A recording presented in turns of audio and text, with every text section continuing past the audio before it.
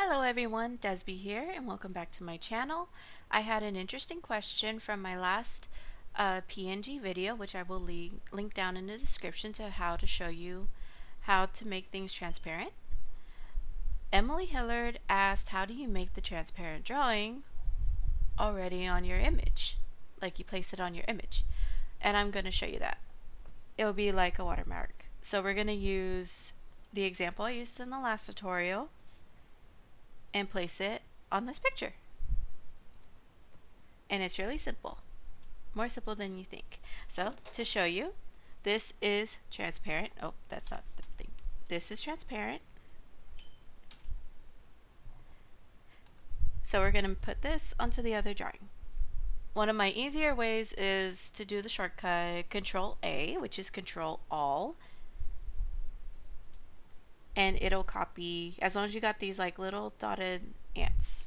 So you could even use your Marquee tool. You could use your lasso.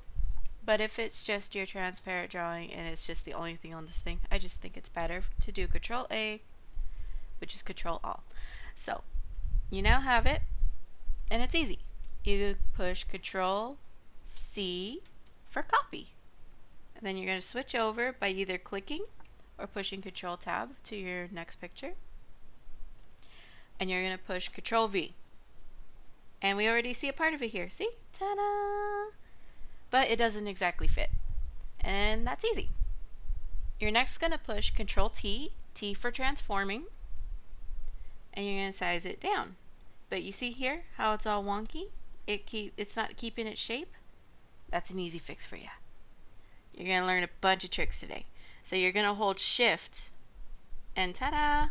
It doesn't change. Even if I move up or down, it keeps its shape. Whereas if I didn't, see? Ah! And you can do this on a bunch of programs, not just Sai. You could do it on Clip Studio, I believe. And you can definitely do it in Photoshop. I use it all the time in Photoshop. So, then we just use these corners here and resize it.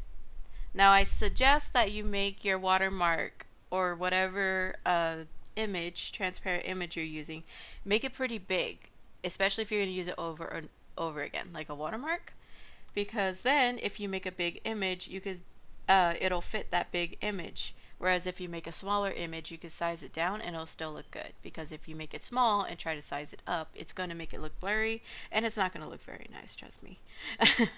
So make your watermark or whatever you need, as if you're going to use it over and over again, like a symbol or something, make it big first.